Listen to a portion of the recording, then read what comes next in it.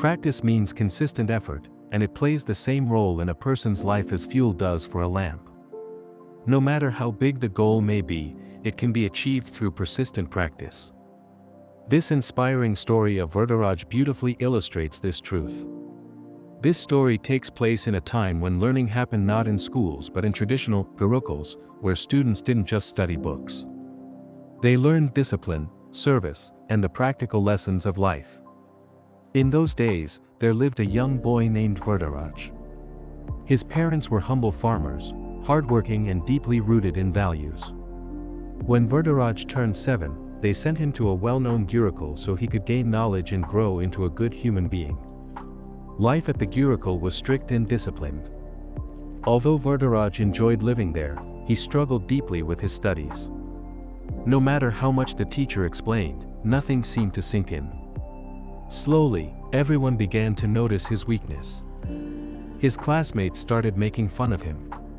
When exam time came, all the other children passed and moved on to the next level, but Varadaraj stayed behind, sad and disappointed. Even his teacher eventually lost hope. One day, the guru called him and said gently, "My child, I have tried everything to teach you, but perhaps this path is not meant for you. It may be better if you return home and help your parents with their farm." Hearing this, Varadaraj felt heartbroken. He began to think that maybe education was not in his destiny. With tears in his eyes and a heavy heart, he started walking back home. Along the way, noon arrived, and he became thirsty. He saw a group of women drawing water from a well and asked for a drink. As he stood there, something caught his eye: deep grooves carved into the stone edge of the well. He asked one of the women, "Mother, this stone looks extremely hard.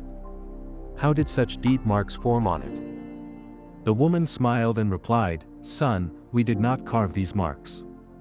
Over many years, the soft rope rubbing against the stone as we drew water slowly created them. This is the power of patience and constant practice." Her words struck Varadaraj like lightning. He thought, if a soft rope can carve its mark on solid stone through repeated effort, why can't I master knowledge through steady practice?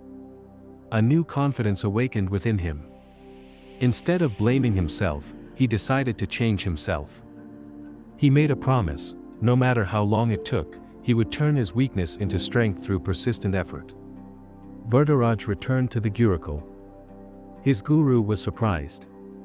"Why have you come back?" he asked. Humbly, Varadaraj replied, "Master, I now understand that practice is the key to success. Please give me one more chance. I will work sincerely with dedication and discipline."